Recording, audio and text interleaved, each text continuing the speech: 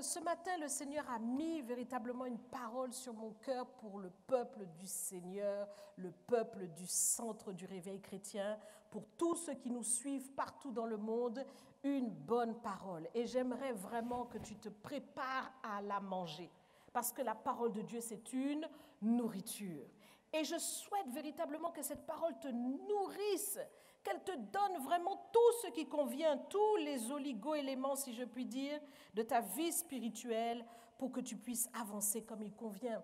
Et cela fait véritablement suite à ce que Pasteur David a déjà commencé, puisque dimanche dernier, il a parlé de l'identité du peuple de Dieu. Et il a véritablement insisté sur le fait que nous devons pleinement accepter, porter l'identité que Dieu nous a donnée et que nous devons réaliser que le Seigneur nous caractérise parce qu'il est notre identité. Alors nous voulons encore aller plus loin. Et ce matin, le titre de mon message s'intitule « Ton identité divine, celle du dernier Adam ». Je sais que ce monde a totalement perdu le sens. En réalité, ce monde a totalement perdu le sens et il nous donne des références, il nous donne des théories, il nous donne des théorèmes ou toutes sortes de démonstrations qu'ils font pour essayer de nous faire croire que l'être humain vient du singe. Et véritablement, toute cette folie de l'homme qui a été obscurcie dans son entendement, et nous savons par qui? Par le diable, cette folie se révèle dans toute sa splendeur, par véritablement la contradiction que nous pouvons constater. Parce qu'en même temps, on veut nous faire croire que l'homme vient du singe, mais en même temps, on peut véritablement développer, évidemment, par le constat scientifique, qu'une espèce ne donnera jamais une autre espèce. Et le petit proverbe qu'on aime bien répéter, on aime bien dire cela, un chien ne fera jamais un chat. Ou un chat ne fait pas un chien. En tout cas, on dit ça aux Antilles. Je ne sais pas si on dit ça en France, mais aux Antilles, on a ce petit proverbe-là. Donc, cette contradiction, elle est réelle parce que l'intelligence de l'homme a été obscurcie. Mais en réalité, nous savons, nous les enfants de Dieu, que l'homme vient de Dieu et que nous avons été créés à son image et à sa ressemblance, selon ce qui est écrit dans Genèse, nous le savons. Et nous le voyons, nous le constatons, que nos enfants nous ressemblent, qu'ils ne ressembleront à aucune autre espèce, parce que, évidemment, c'est l'être humain. Donc, à l'intérieur, nos enfants portent notre ADN, et à l'extérieur, ils ont les traits de ressemblance. C'est une évidence. Et donc, nous voyons véritablement que l'être humain, c'est celui qui, évidemment, est l'être humain. Il a sa spécificité.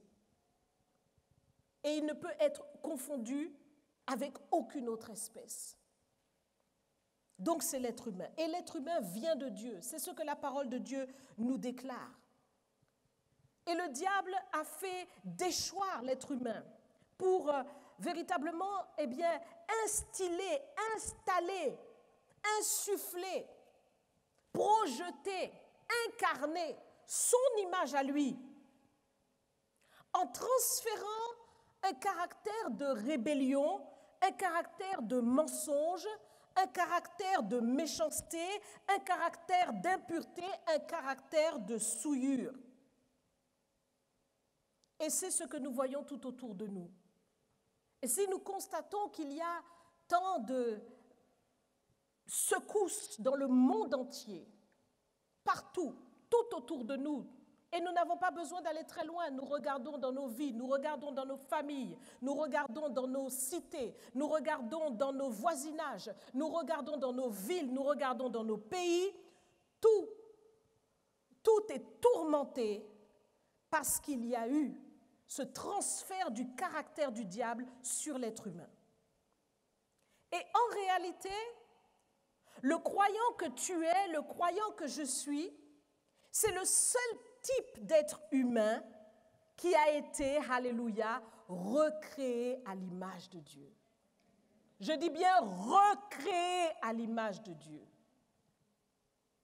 Sur toute la surface de la terre, tu ne trouveras pas un type d'être humain aussi merveilleux, aussi glorieux, aussi spécifique, aussi particulier que celui qui est le croyant. Et cette identité-là que le Seigneur Jésus nous a donnée et qui vient véritablement de son sacrifice, parce qu'il a payé le prix fort pour cela, cette identité, elle est précieuse et elle est essentielle.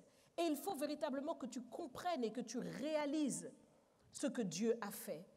Et déjà, lorsque tu te penches dans les Écritures, il nous est dit ceci, 2 Corinthiens chapitre 5, verset 17. 2 Corinthiens chapitre 5, verset 17.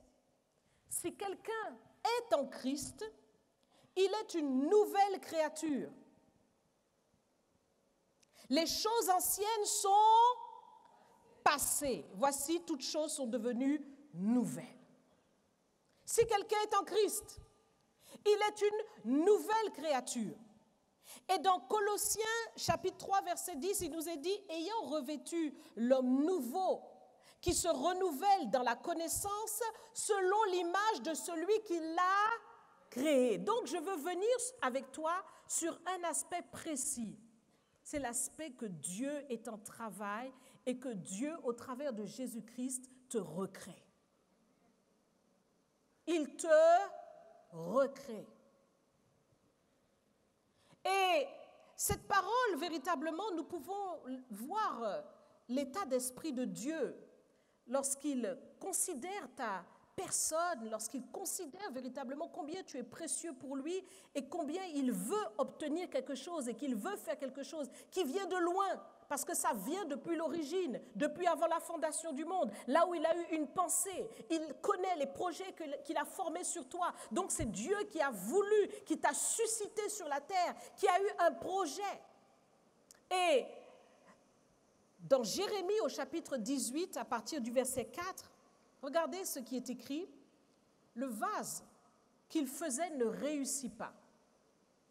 Comme il arrive à l'argile dans la main du potier, il en refit un autre vase, tel qu'il trouva bon de le faire. Et la parole de l'Éternel me fut adressée en ces mots.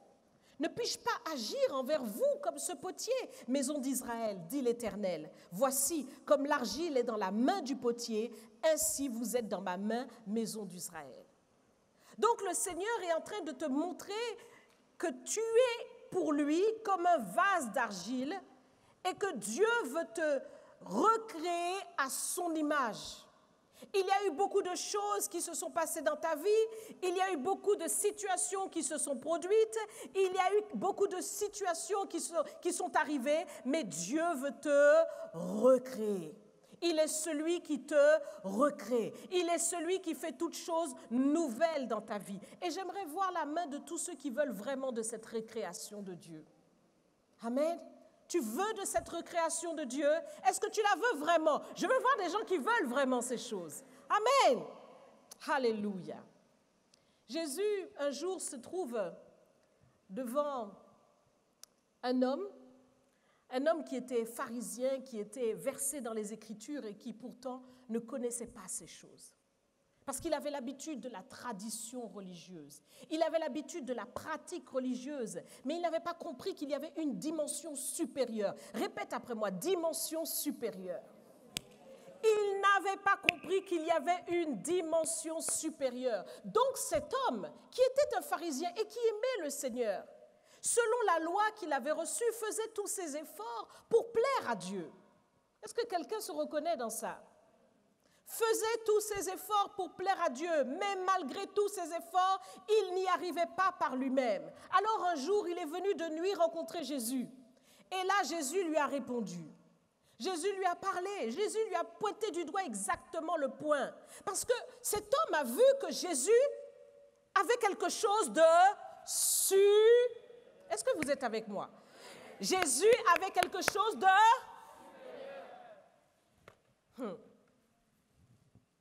Quelque chose de supérieur. Donc, en tant que pharisien, en tant que docteur, lui aussi il enseignait, lui aussi il faisait le travail de la Torah, il essayait d'enseigner partout, mais il voyait qu'il n'y avait pas le même résultat que lorsque Jésus enseignait. Alors il vient vers Jésus et il dit, Seigneur, nous savons que nul ne peut faire les miracles que tu fais si Dieu n'est avec lui. Mais comment se fait-il en fait? Parce que vous savez, la parole de Dieu est un résumé. Donc comprends que cet homme vient vers Jésus et il lui pose des questions. Et il lui dit, mais comment se fait-il que toi tu n'enseignes pas comme nous? Toi, tu as quelque chose de supérieur. Et c'est là que le Seigneur lui a répondu. Et le Seigneur lui dit, oh merci Jésus, pour ta réponse dans Jean chapitre 3, versets 5 à 7. En vérité, je te le dis, si un homme ne naît d'eau et d'esprit, il ne peut entrer dans le royaume de Dieu. Il ne peut entrer. Oh là là là là là là là là. Ce qui est né de la chair est chair. Ce qui est né de l'esprit est esprit. Ne t'étonne pas que je t'ai dit qu'il faut que vous naissiez de nouveau. Donc le Seigneur parle en fait de cette recréation-là. Et je suis venue te parler ce matin de cette recréation-là, où quelque chose va se passer. Parce qu'il y a un jour, effectivement, où tu es né. Je ne sais pas où c'est. Peut-être que c'était à Mapangoi. Peut-être que c'était à Paris. Peut-être que c'était à Fort-de-France. Peut-être que c'était à Kinshasa. Je ne sais pas où tu es né, mais toi, tu sais. Il y a eu un jour où on a notifié que tu es né à telle heure, à telle date, à telle heure. Il s'est passé telle chose à ta naissance, etc. Mais laisse-moi te dire que cette naissance-là, ce sont les choses inférieures. Mais il y a des choses supérieures que le Seigneur veut te donner, et c'est cette recréation. Il veut te donner une nouvelle naissance. Et cette nouvelle naissance, c'est inscrit dans les cieux. C'est quelque chose qui se passe dans les cieux parce que c'est un niveau supérieur. C'est l'esprit maintenant. Ce n'est plus la chair. C'est l'esprit maintenant qui va venir te faire naître. Donc, lorsque tu es né, c'était madame, ta maman, qui a poussé. Est-ce que c'est toi qui as poussé? Oh, réponds-moi, est-ce que c'est toi qui as poussé? Pourtant, tu t'es retrouvé là. Maintenant, nous parlons d'une nouvelle naissance qui va pousser. Est-ce que c'est toi qui vas pousser? Répète-moi ça bien. Est-ce que c'est toi qui vas pousser? Il y a l'esprit qui va pousser. Et je peux te dire que lorsque le Seigneur dit restitution totale, je peux te dire que l'esprit est en train de pousser. Il est en train de pousser. Parce qu'il veut te faire naître à une nouvelle identité, une recréation de ta personne. Je dis bien une recréation de ta personne, comme le Seigneur s'est trouvé avec justement Jérémie et lui a montré que regarde, j'avais essayé de faire ce vase comme ce potier-là et ça n'a pas marché. C'était comme ta vie d'avant, c'était comme la vie inférieure. Ta vie d'avant, où il y avait beaucoup de choses bizarres, de choses confuses, de choses que tu ne veux même pas en parler. Il n'y a plus d'amen. Quand il n'y a plus d'amen, c'est que ça touche.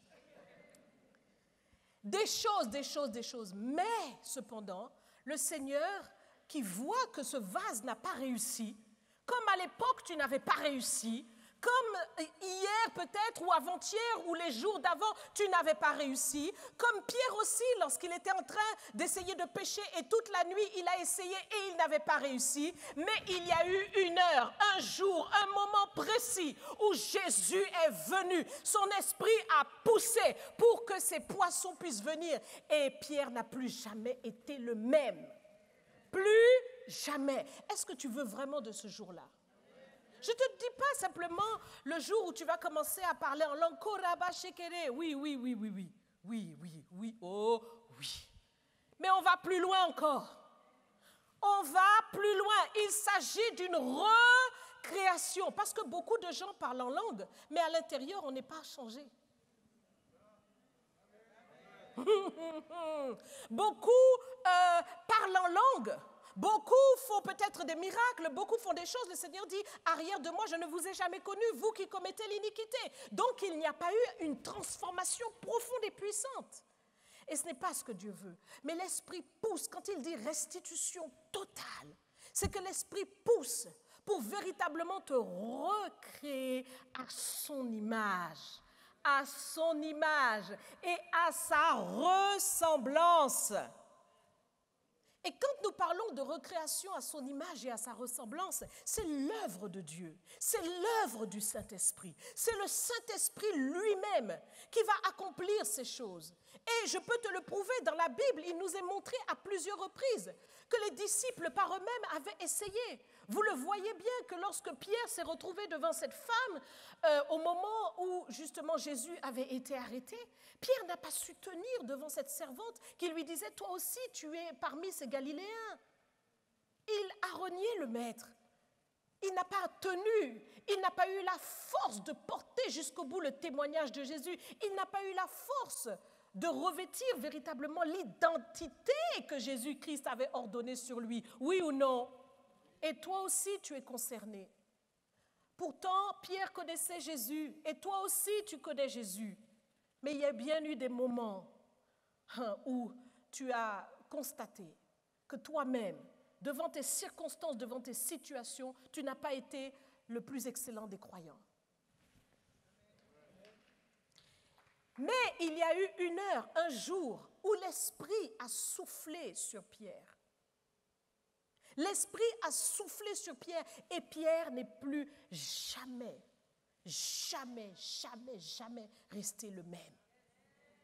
Ce jour-là, c'est l'Esprit qui a soufflé sur Pierre. Et j'aimerais que tu recherches véritablement et que tu comprennes que ton identité est cachée dans l'Esprit. Et l'Esprit veut véritablement, il veut pousser, il veut te faire naître à la nature de Jésus-Christ. Il y a dans le monde spirituel en ce moment, si je puis dire, beaucoup de naissances qui sont programmées. Il y a des déclenchements de naissance qui doivent se faire. Dans le monde spirituel, le Seigneur veut faire quelque chose pour que tu rentres dans cette identité parce que véritablement, là, il ne s'agit plus de revêtir un habit de croyant avec des choses qui ne vont pas. Et je vais t'expliquer cela. Dans 2 Corinthiens au chapitre 6, verset 10, regardez ce qui est écrit. Il nous est dit, ni les voleurs, ni les cupides, ni les ivrognes, ni les outrageux, ni les ravisseurs n'hériteront le royaume de Dieu. Et c'est là ce que vous étiez, quelques-uns de vous. Mais vous avez été lavés, mais vous avez été sanctifiés, mais vous avez été justifiés au nom du Seigneur Jésus-Christ et par l'Esprit de notre Dieu. Donc nous voyons bien que c'est l'œuvre du Seigneur, que le Seigneur, par la foi que tu as mise en lui, te lave, te justifie, il te sanctifie. Il fait de toi son enfant. Il déclare sur toi une autre parole. Il efface tes forfaits. Et Jésus l'a vraiment fait. Et beaucoup marchent. Ça serait l'objet vraiment de tout un enseignement, mais beaucoup marchent avec plus la conscience de ce verset-là, 2 Corinthiens 6, 10, qu'ils étaient avant, en pensant qu'ils sont peut-être encore toujours un peu ça. Alors, en marchant, Ils veulent croire à la justice de Dieu, à la bonté de Dieu, à la miséricorde de Dieu, mais en même temps, ils sont très conscients de qui ils étaient. Et ce problème-là fait que ton identité divine ne s'incarne pas pleinement en toi. Ton identité divine ne peut pas s'incarner pleinement en toi parce que tu ne te vois pas comme Dieu te voit. Dieu te voit lavé, Dieu te voit sanctifié, Dieu te voit justifié au nom du Seigneur Jésus-Christ et par son esprit parce que tu as cru dans son sacrifice. Il ne t'a pas demandé quoi que ce soit d'autre mais que de croire. Oui ou non? Et donc, c'est très important pour toi de te fortifier maintenant par l'Esprit de Dieu pour être en fait conforme à ton identité divine qui t'a été déterminée depuis avant la fondation du monde. C'est très important pour toi de te fortifier par l'Esprit de Dieu pour que maintenant tu te conformes à cette identité. C'est comme si, en fait, le Seigneur a mis un superbe vêtement, un vêtement magnifique pour toi. Et il te dit, porte-le. Et ce vêtement est tellement glorieux, ce vêtement est tellement majestueux. Imaginez cette situation et que vous vous dites, mais est-ce que vraiment je peux le porter? Est-ce que vraiment c'est pour moi ça? Quand vous voyez le vêtement est tellement majestueux, vous allez vous dire que c'est pour les rois, c'est pour les reines, c'est pour les gens qui sont dans des palais, dans des palaces.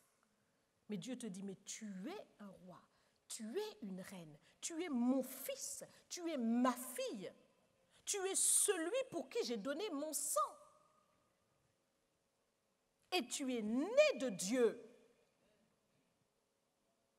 Dieu n'est-il pas un roi? Il est le roi des rois. Donc si tu es son fils ou sa fille, toi-même tu deviens un roi, tu deviens une reine. Donc Dieu te dit, porte ce vêtement-là. Et quand tu regardes ce vêtement, tu peux continuer d'entretenir malheureusement la pensée des choses du passé alors que le Seigneur l'a enlevé. Il faut te conformer véritablement à cette identité divine. Qu'est-ce que je veux dire par là? Je veux dire par là qu'il faut véritablement cesser, et tu peux noter cette phrase, cesse d'essayer de sauver le vieil homme en toi.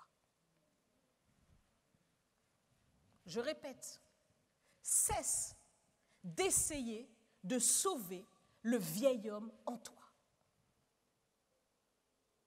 Ça veut dire prendre en fait la nature du passé et essayer d'y mettre un peu de Jésus dedans.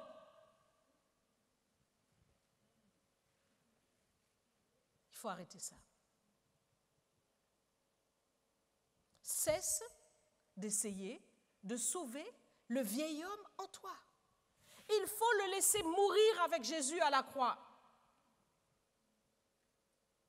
Laisse mourir. Je ne sais pas quel est ton prénom, mais je te dirais, laisse mourir le Jean d'avant.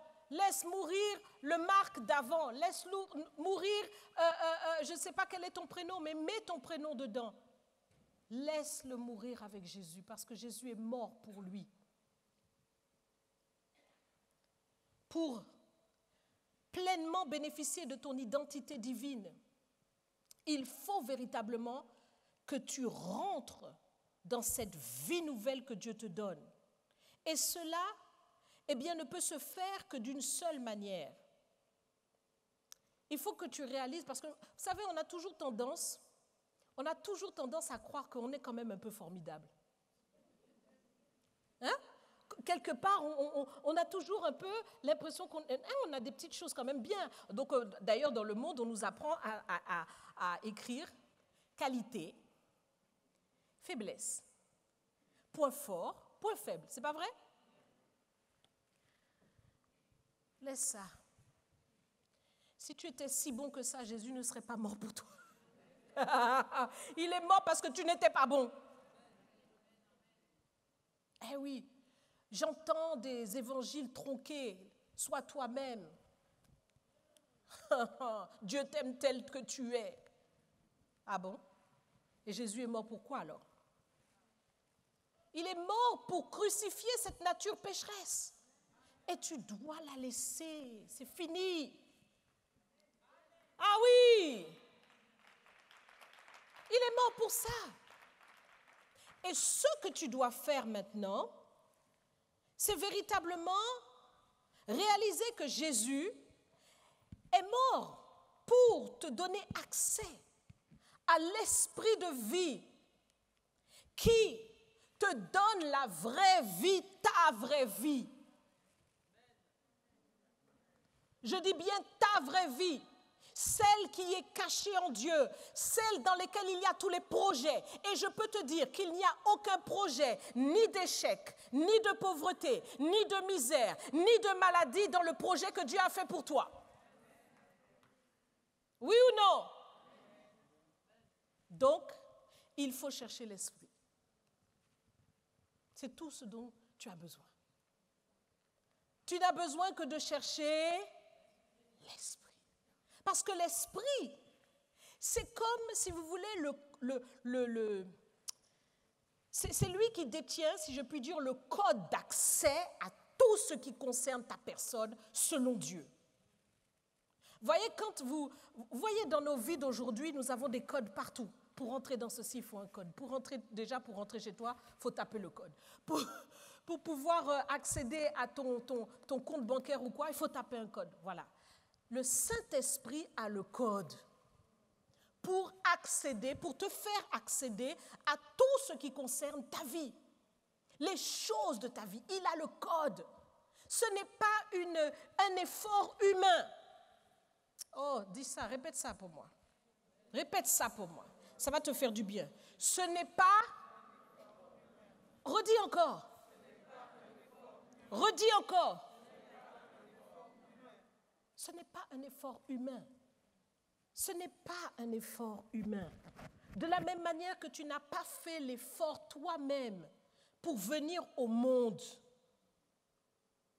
Certains, on a ouvert le ventre de la maman, on a pris le bébé s'est retrouvé là. C'est la maman qui a poussé. C'est l'esprit aussi. C'est par l'esprit. C'est la vie de l'esprit. Tu es né de l'esprit. Tout est dans... Bon. J'espère que vous avez bien compris ça. Donc, si tout est dans l'esprit, ce n'est pas en toi. Ce n'est pas en te battant avec toi-même. Beaucoup de croyants sont en train de se battre avec eux-mêmes pour essayer de plaire à Dieu. Est-ce que tu entends ce que je dis? Est-ce que tu te reconnais dans ce que je dis? Tu te bats. Mais la Bible nous dit que le combat n'est pas contre la chair et le sang. Donc cesse de te battre avec toi-même et cherche l'esprit. Il faut vraiment réaliser que dans l'esprit, il y a donc ton identité. Et cette identité, il y a un modèle pour l'identité. De la même manière que Dieu avait dit à Moïse, bâtis le tabernacle selon le modèle que je te montrerai. Et le Seigneur lui a montré le modèle dans le ciel. De la même manière, toi aussi, tu as été, tu es né de nouveau selon un modèle. Lorsque l'on te regarde aujourd'hui sur un plan charnel, sur un plan terrestre ou dans ta vie d'avant, tu étais selon le modèle d'Adam. Oui ou non? Voilà.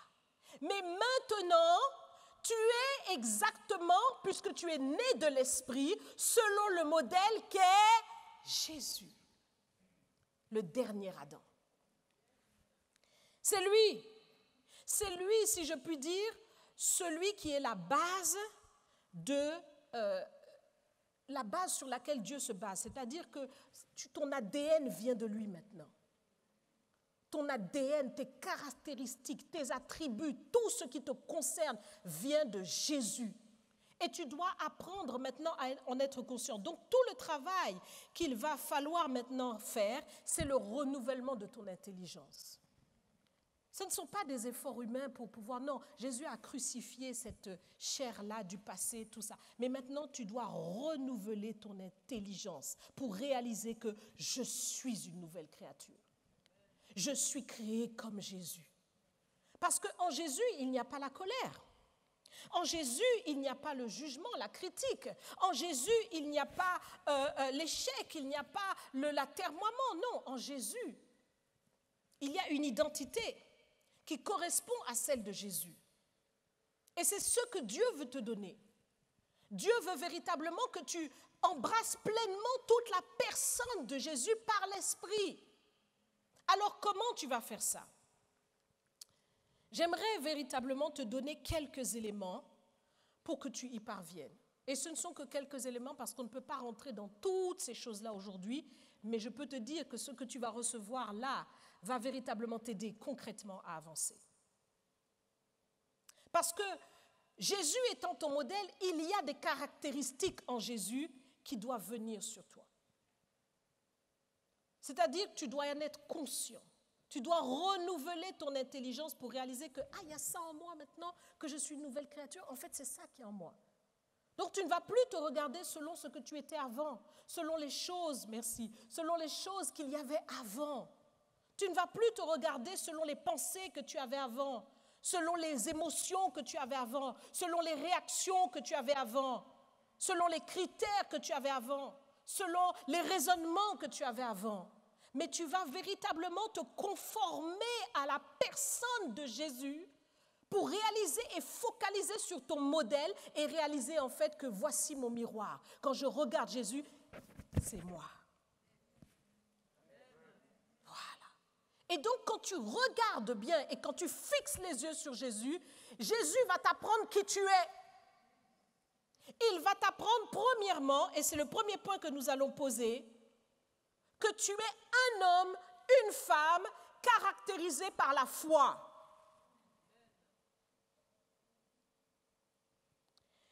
Regardez avec moi dans Marc, chapitre 9, au verset 23. Voici une situation où un papa se trouve en difficulté, donc il a appelé les disciples du Seigneur et il a supplié aux disciples « Aidez mon fils parce que voilà ce qui lui arrive, il y a un démon qui le tourmente et ce démon le jette dans le feu, le jette dans l'eau, un esprit certainement de suicide, un esprit peut-être d'épilepsie, on ne sait pas, mais c'est un démon. » Et donc, qu'est-ce qui se passe? Jésus voit que les disciples n'ont pas pu.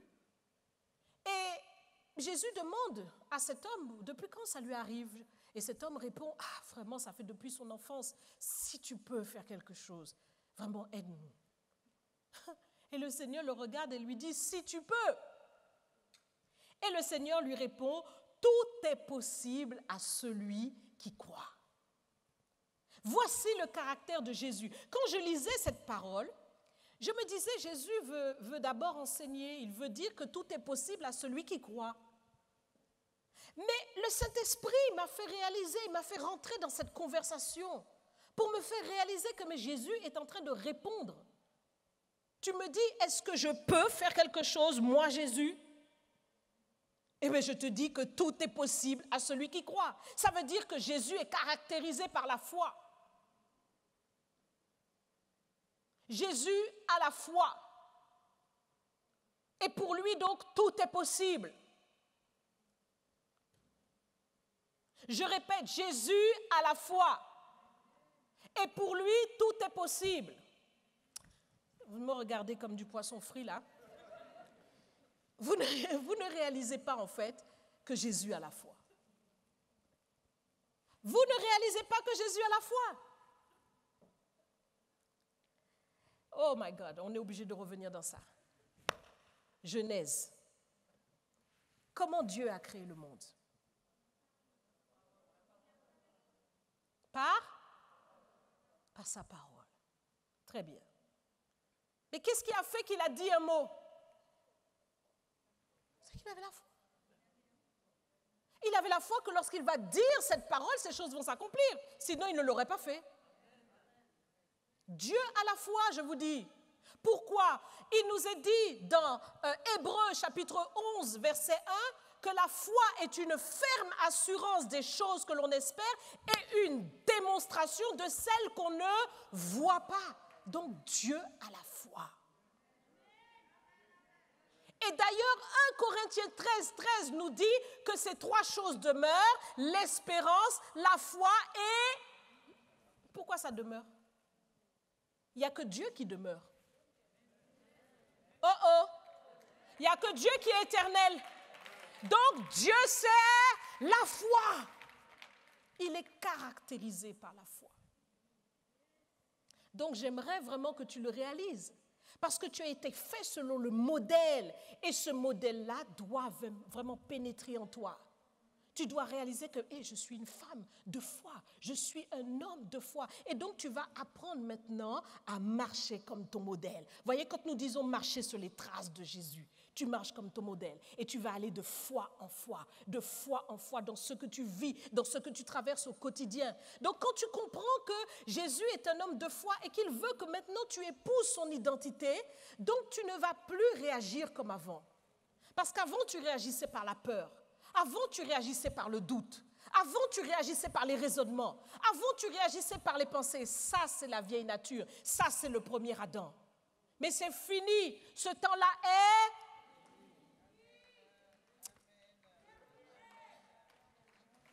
fini.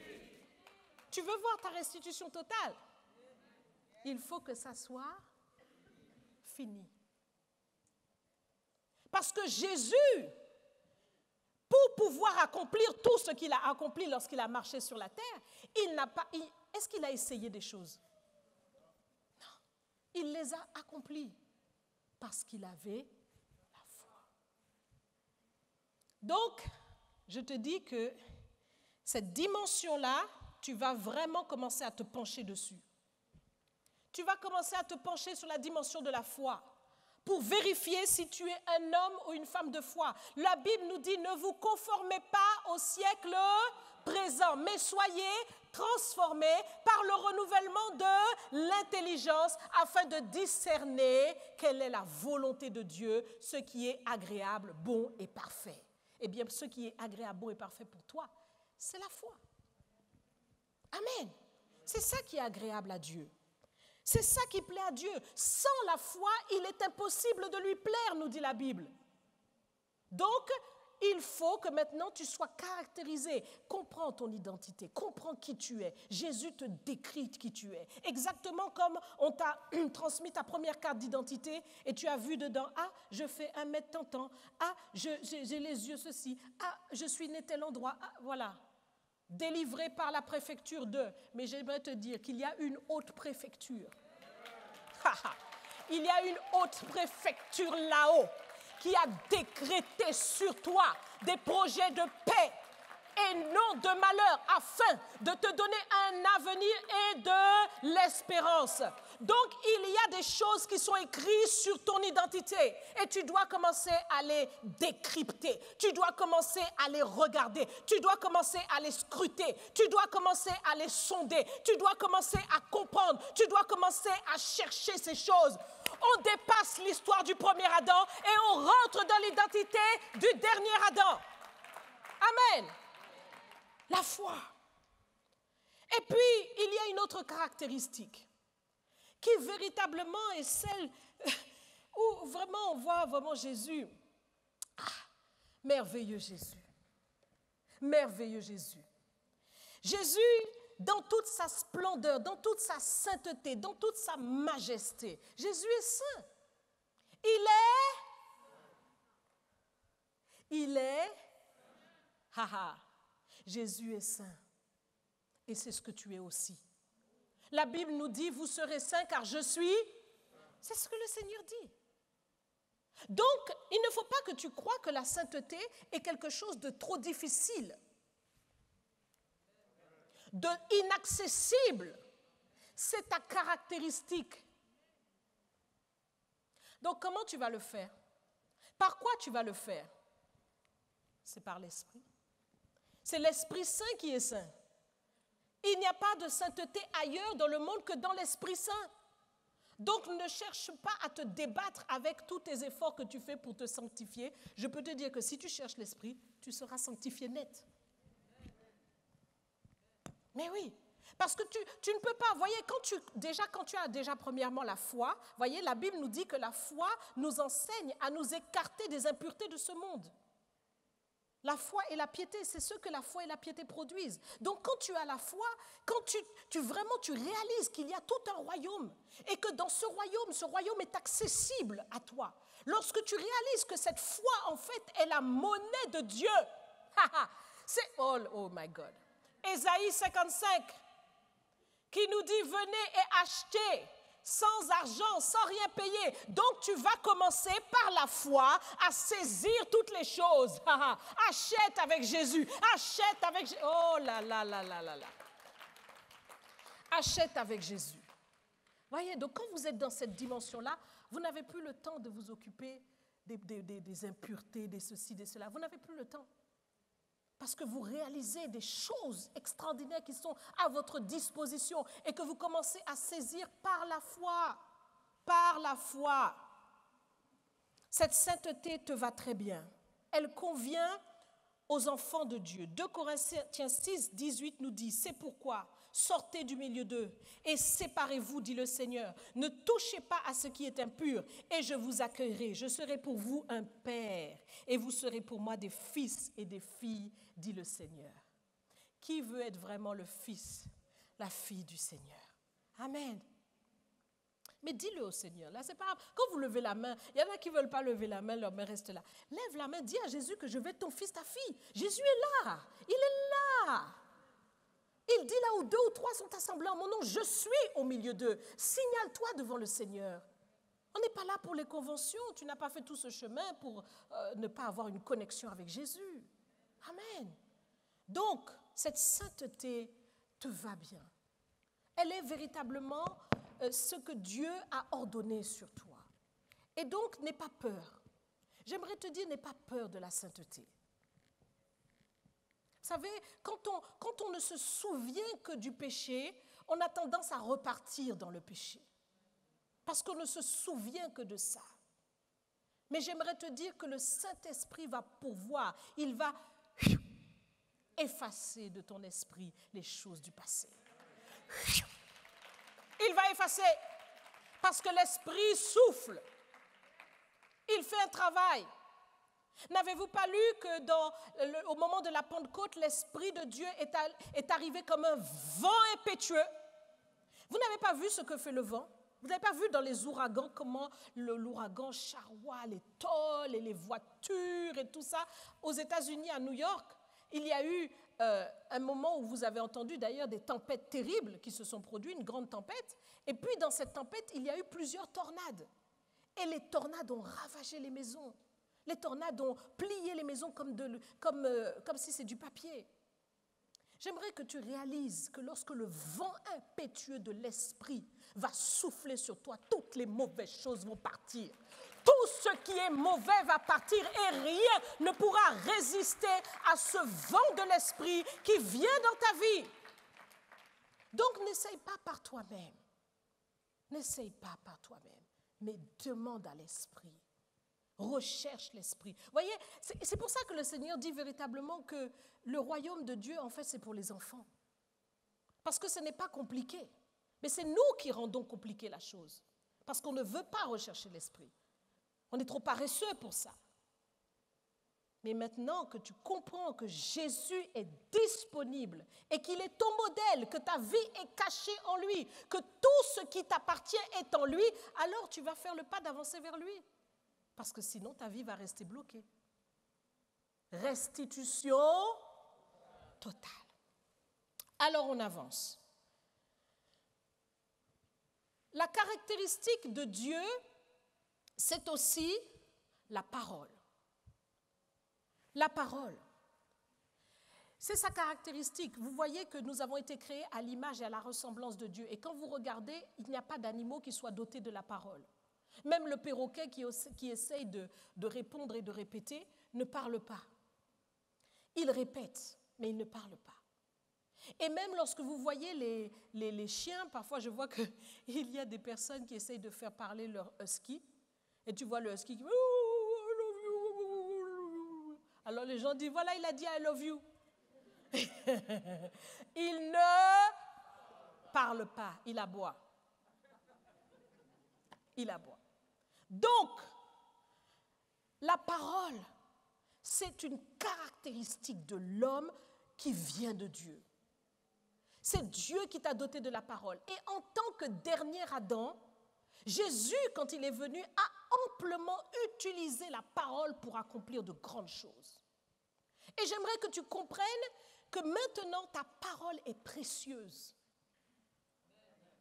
Parce que par ta parole, tu peux aussi créer des choses. Oh là là là là.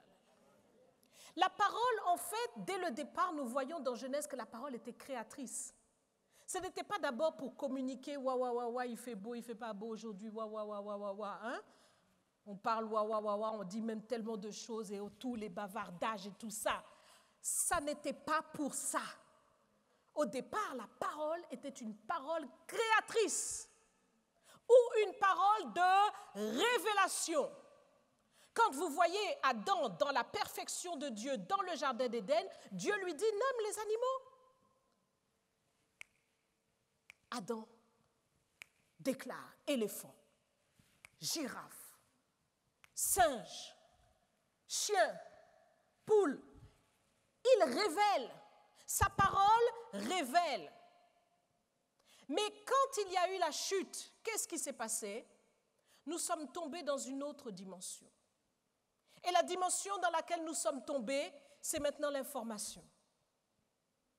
Oui, c'est l'information, parce que le diable a obscurci l'esprit. Il n'y a plus la vie de l'esprit pour comprendre et savoir par Dieu. Et maintenant, tout ce que nous pouvons aborder, c'est par les 5 sens. Il fait chaud, il fait froid, j'ai mal, je ne me sens pas bien. Oh, ça ne va pas. L'information. J'ai peur. L'information. Or, Dieu ne veut pas que nous soyons enfermés dans l'information. Oh, il y a le Covid. Oh, tu dois te vacciner. Oh, si tu ne te vaccines pas, on te coupe les vivres.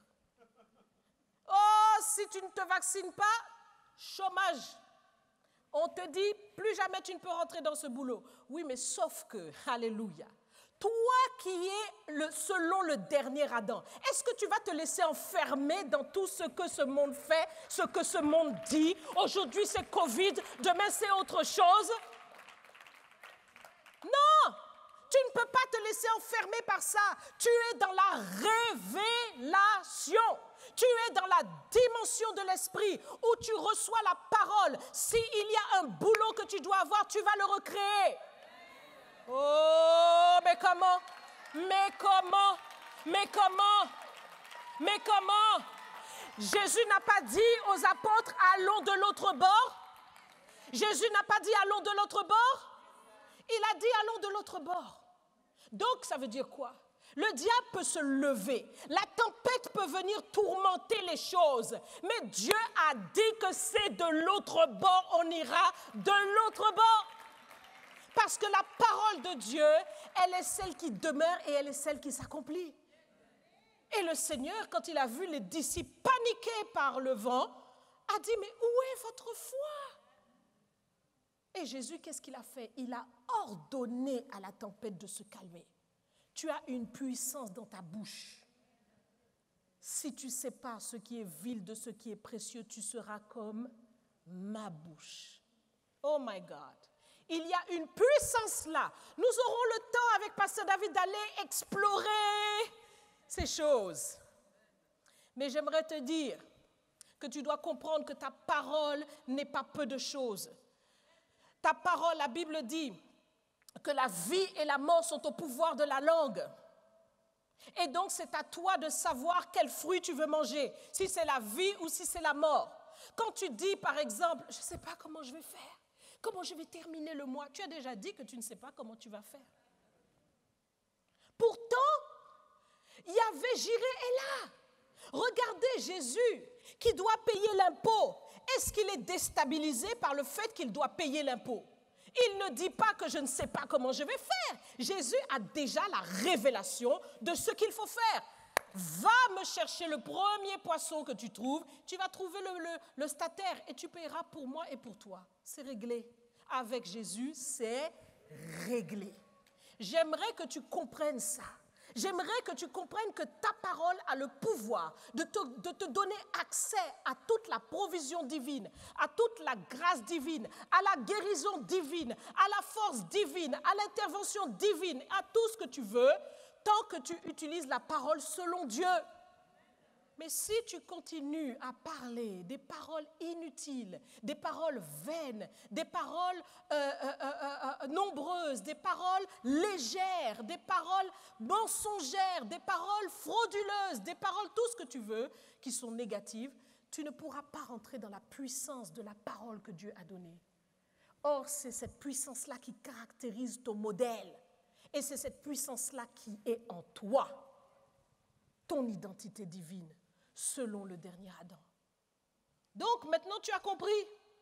Tu as compris que le fruit de tes paroles doit véritablement être une proclamation de la parole de Dieu et doit véritablement révéler en fait les bonnes choses que Dieu a pour toi. Dis un peu, la prochaine qui va se marier, c'est moi. Dis un peu, la prochaine qui va rentrer dans ce poste, c'est moi. Dis un peu, dis, proclame, parce que tu as le pouvoir. Amen. Nous voulons voir ces choses, c'est la restitution totale. Dieu a un autre caractère qui est aussi en toi. C'est le caractère de la domination. Oui, Dieu domine. Il est au-dessus de tout. Et il n'y a rien qui le déstabilise. Et tu dois apprendre à marcher dans cette domination. Premièrement, Jésus, qui est le chef de l'Église, conduit l'Église et veut, comme je le disais, il souffle une restitution totale qui signifie que sa gloire doit se manifester et qui signifie que ses fils et ses filles doivent vraiment devenir, selon lui, des modèles, des enfants selon lui. Et donc pour cela, le Seigneur a besoin de mettre en toi ce caractère de domination. Parce que si tu es toujours soumis aux circonstances que tu traverses, tu ne peux pas en fait expérimenter cette puissance de Dieu qui domine toute chose. Voyez, quand Jésus se trouve dans ce bateau et que les flots commencent à rentrer dans la barque, le Seigneur n'est pas déstabilisé. Il domine toujours. Bien qu'il soit endormi, il domine. Et quand il ordonne à cette tempête de cesser, il domine. Il domine. Lorsqu'il avance vers le démoniaque de Gadara, qui est tout nu, qui casse les fers et que tout le monde fuit devant lui, Jésus domine la situation. Il maîtrise son sujet. Toi aussi, tu dois commencer à dominer. Par trop de fois, tu es déstabilisé par ce qui se passe dans ton foyer, dans ta maison, entre ton mari et toi. Ce qui se passe avec tes enfants, tu vois les enfants qui tournent bizarrement. Tu vois des choses qui se passent qui sont bizarres. Mais c'est le moment de dominer. Rentre dans ta domination. Déjà, pour comprendre où se trouve la puissance de la domination, elle se trouve dans le siège de l'autorité. C'est-à-dire que Jésus n'est pas n'importe où. Il est assis à la droite de Dieu. Il est Dieu lui-même et il est sur le trône. Ça veut dire qu'il règne. Et la Bible nous dit que nous sommes assis dans les lieux célestes en Jésus-Christ. Donc si nous sommes assis dans les lieux célestes en Jésus-Christ, ça veut dire que nous sommes aussi là où se prennent les décrets, là où se prennent les décrets. Nous y sommes aussi sur le lieu de pouvoir et d'autorité. Vous savez quoi? Prenez-moi 3 chaises, s'il vous plaît. Prenez-moi 3 chaises, mettez-moi 3 chaises ici. Pasteur David, je vais te mettre à contribution. Viens me voir.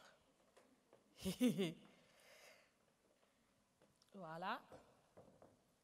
OK. Voilà. Alors, très bien. Viens, pasteur. Oui, tu te mets là. À la droite. Non, tu te mets là. Voilà. Ah, vous n'allez pas voir. Pasteur, excuse-moi. Voilà, mets-toi là. Mets-toi là. Comme ça, vous allez mieux voir. Est-ce que vous voyez, vous, ici? Ok, très bien. On avance un peu. Venez avancer le siège, là. Ah, voilà. Très bien. Bon. Donc, voici Jésus, qui est assis à la droite du Père. Il est l'empreinte visible du Dieu invisible. Et il trône, il siège. Et moi, je suis la fille du Seigneur, comme toi. Et je suis assise dans les lieux célestes en Jésus-Christ. Maintenant, qu'est-ce que je fais quand je prie? Jésus, vraiment cette situation, fais quelque chose. À partir de maintenant, que plus rien ne soit comme avant. Au nom de Jésus, ordonne, Seigneur, pose un décret. Et qu'est-ce que le Seigneur va faire? Il va décréter. Parce que nous sommes dans le lieu du pouvoir. Nous sommes dans le lieu de la domination. Nous sommes dans le lieu de la domination. C'est là que le pouvoir se trouve. Et ton pouvoir, tu dois le connaître. Ta domination, tu dois la connaître. Parce qu'elle est là, dans cette relation-là, avec Jésus. Plus tu te rapproches de lui, plus tu es en lui. Et le Seigneur, il exécute. Donc, c'est très important pour toi, merci pasteur, c'est très important pour toi d'avoir une dimension dans ta relation avec Jésus. Plus que jamais, tu dois rentrer dans cette dimension-là de la domination et de la puissance de Dieu. Tu dois rentrer. C'est ton identité. Dieu t'a placé là. Il t'a placé là. Donc, qu'est-ce qui se passe? C'est que bien souvent, tu n'es pas là. La chaise est vide. Pourquoi? Parce que tu ne te tiens pas devant le Seigneur. Voyez, il faut se tenir devant Jésus. Si tu veux la domination et la puissance, il faut se tenir là. Parce que c'est là que ça se passe. C'est là qu'il y a des décrets. C'est là que Dieu envoie ses anges pour agir, pour accomplir des choses extraordinaires qui dépassent ton entendement. Veux-tu le royaume, qu'il intervienne pour toi? Veux-tu l'intervention, la puissante main de Dieu? Alors il te faut être là. Donc, fini la distraction. Parce que tu dois être là si tu veux dominer. Et beaucoup ne sont pas là. Ils veulent la restitution, mais ils ne sont pas. Eh oui. Tu es dans Netflix.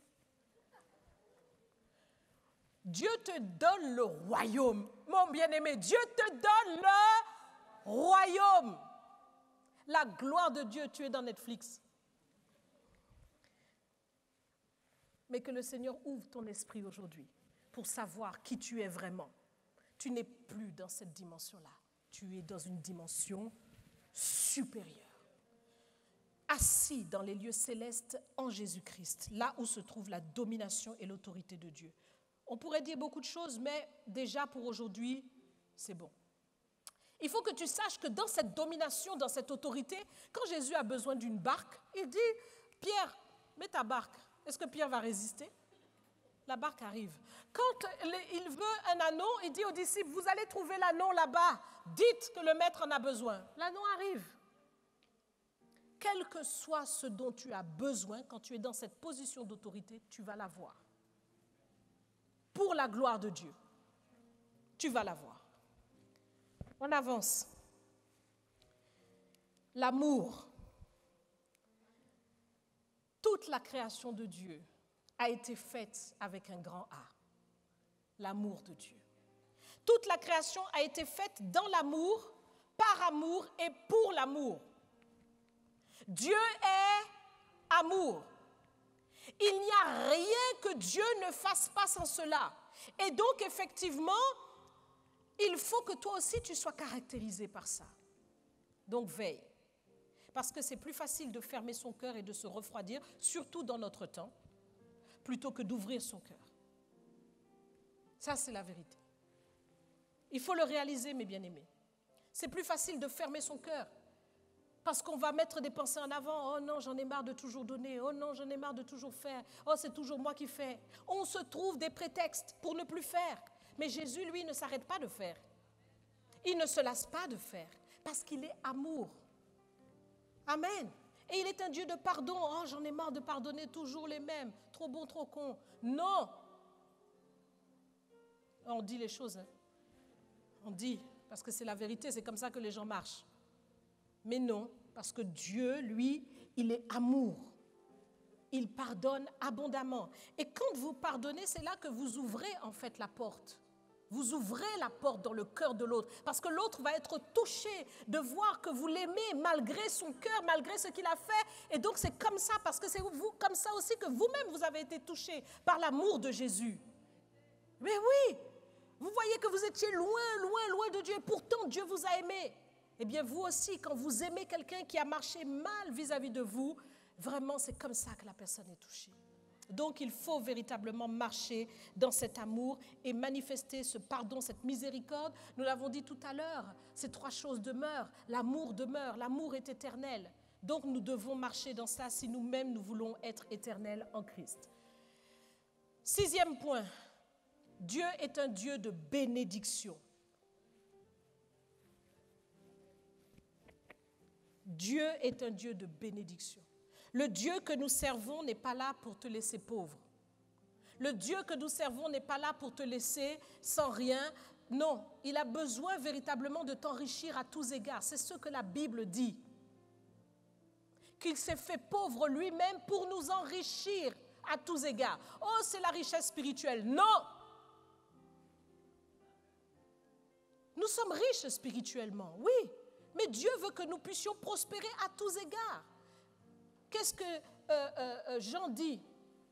Bien-aimé, je souhaite que tu prospères à tous égards comme prospère l'état et que tu sois en bonne santé comme prospère l'état de ton âme. Donc que tu prospères à tous égards.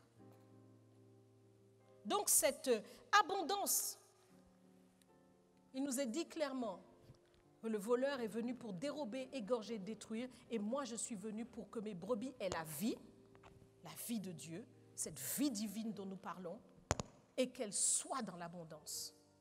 Donc cette abondance, c'est quelque chose que Dieu veut te donner. Et il faut que tu puisses poursuivre la bénédiction. Ne sois pas quelqu'un qui, qui ne recherche pas cette bénédiction que Dieu a mis en réserve pour toi. Parce que Dieu n'imagine pas des petites choses. Quand tu regardes toute la création de Dieu, comprends l'identité de ton Dieu. Dieu n'imagine pas des petites choses. Donc Dieu veut te bénir. Mais cette bénédiction a des principes. Nous en aurons certainement l'occasion de revenir encore sur ces choses parce qu'il faut bien comprendre. Mais j'aimerais pointer du doigt un seul aspect qui se trouve dans Galates chapitre 4, verset 1. Pour que tu rentres dans ta bénédiction, il te faut la maturité. Est-ce que tu peux dire cela? Répète avec moi. Pour que je rentre dans ma bénédiction, il me faut la maturité. Voici ce qui est écrit.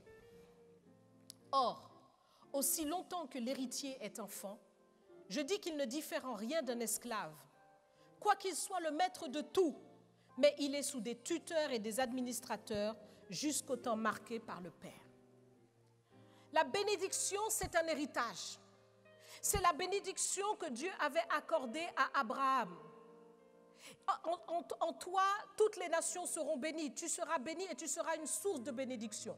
Et nous sommes rentrés par Jésus-Christ dans la bénédiction d'Abraham. La Bible nous dit que nous avons été bénis de toutes sortes de bénédictions en Jésus-Christ. Donc la bénédiction est un principe que Dieu veut répandre sur nous. Mais regardez ce verset qui est très important. Nous sommes des héritiers, co-héritiers de Christ. Mais tant que nous demeurons des enfants spirituels, des bébés spirituels, nous ne pourrons pas tenir notre héritage, qui est la bénédiction. Parce que Dieu voit que nous ne sommes pas matures pour ces choses. Nous voulons peut-être nous pavaner avec les voitures, avec les choses que Dieu va nous donner, au lieu de livrer ça pour le royaume et faire en sorte que le royaume soit puissant. Au lieu de faire en sorte que le royaume puisse aller de l'avant. Lorsque Dieu nous a bénis, on ne te voit plus. tu disparais. Combien se sont retrouvés dans cela, n'est-ce pas? Eh oui, on n'est pas mature pour porter le royaume de Dieu comme les disciples l'ont fait. On n'est pas mature. Et donc le Seigneur voit ici qu'il ne diffère en rien d'un esclave. Et qu'est-ce que la caractéristique d'un esclave? L'esclave ne possède rien. L'esclave s'épuise à la tâche, à travailler pour autrui sans rien gagner. Et il ne sait pas ce que sera son avenir. Quand tu es enfant spirituel, tu ne sais pas quel est ton avenir. Tu ne vois pas les choses selon l'esprit. Tu ne sais pas ce que Dieu veut. Tu ne sais pas comment faire avec Dieu. Donc tu n'es pas dans cette maturité-là. Et donc qu'est-ce qui va se passer? Tu ne peux pas saisir ton héritage parce que ta vie spirituelle n'est pas affermie. Dieu ne peut pas poser quelque chose de lourd sur toi. Parce que la bénédiction, c'est quelque chose de lourd. Vous n'allez pas poser sur une table branlante quelque chose de lourd. Tout va s'écrouler.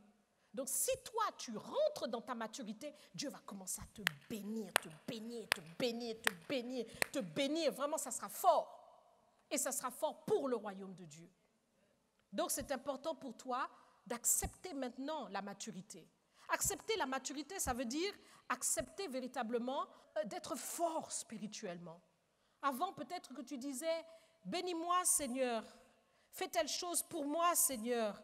Mais maintenant, c'est toi qui sais aller saisir ces choses. C'est toi qui sais faire ce qu'il faut. Donc c'est très important de rentrer dans ta maturité. Et le dernier point que je veux aborder ici, c'est que Dieu est un Dieu de provision. Dieu est un Dieu de provision.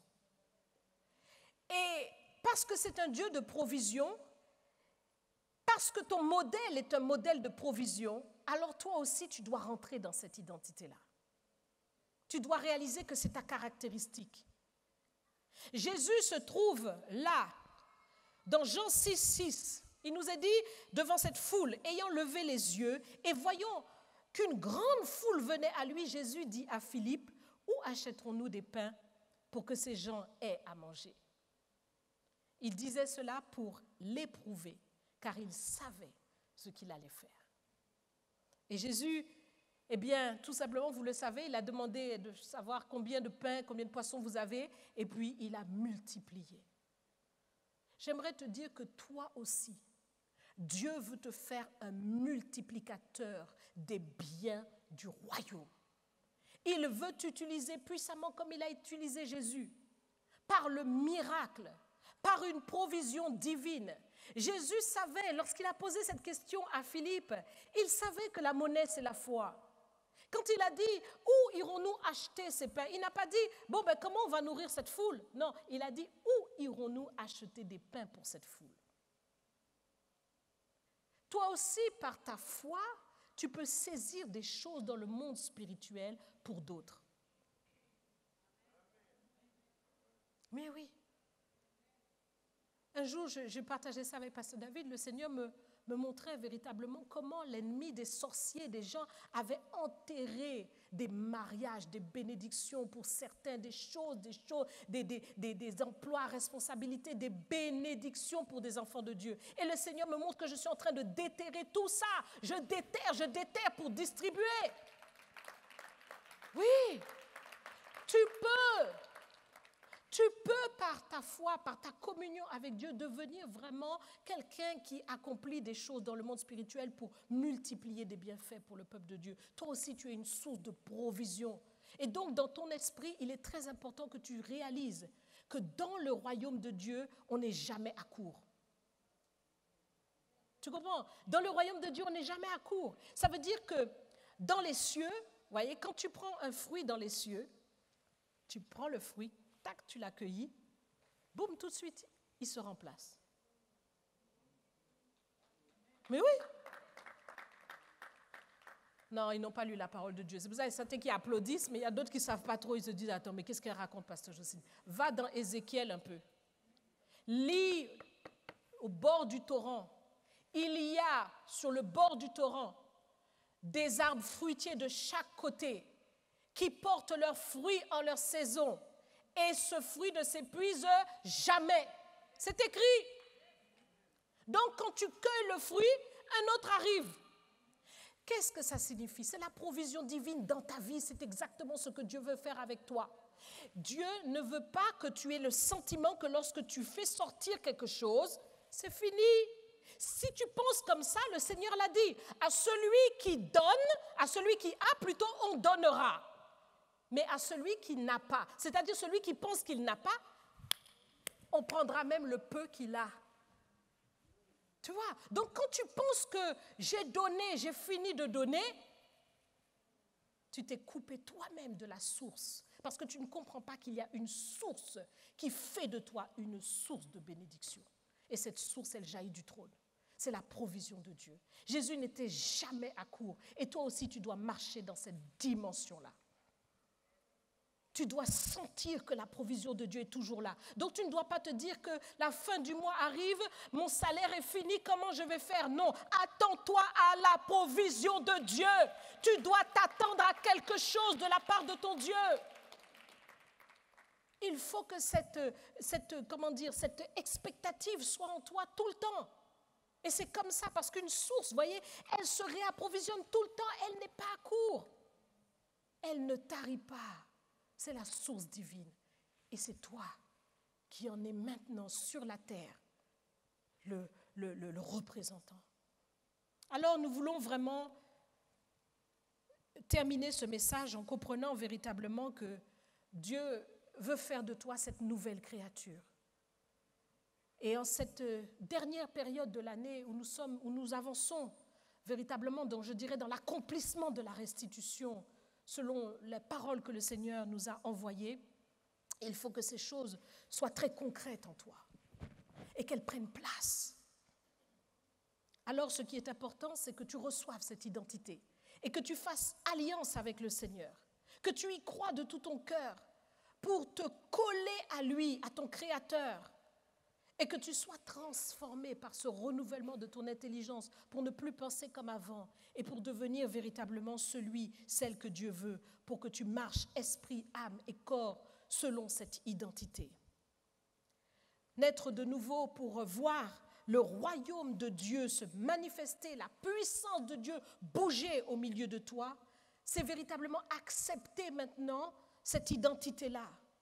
On ne repart plus dans l'identité d'Adam, c'est fini.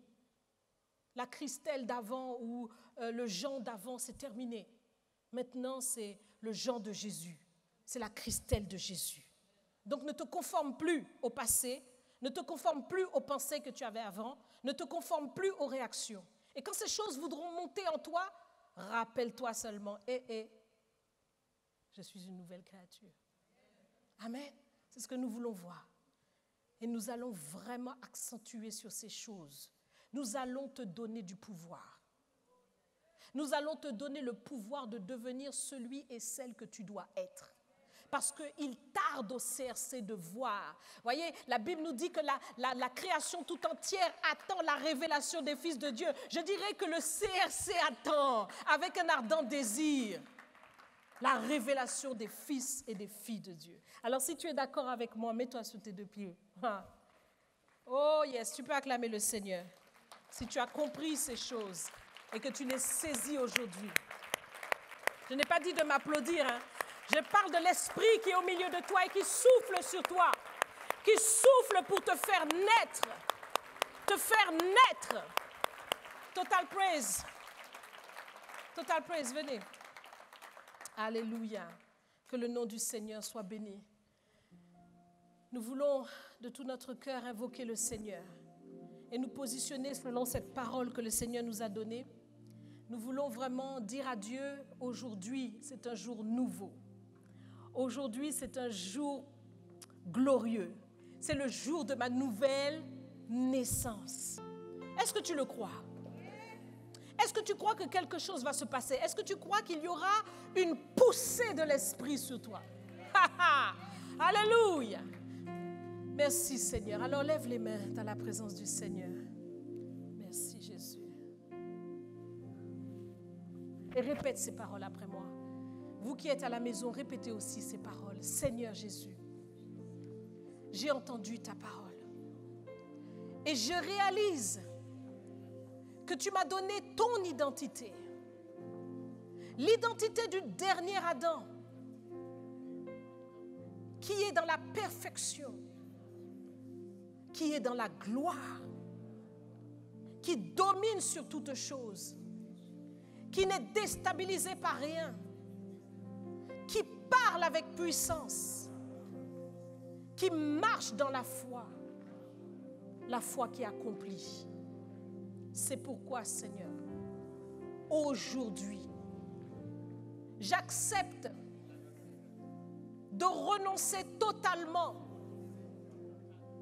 à l'identité du premier Adam qui voudrait encore survivre.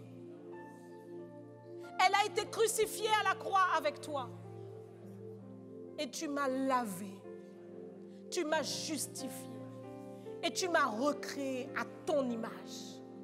C'est pourquoi maintenant, envoie ton esprit sur moi d'une manière puissante, comme sur les apôtres au jour de la Pentecôte. Souffle sur mon esprit, souffle sur mon âme et recrée-moi totalement, Seigneur.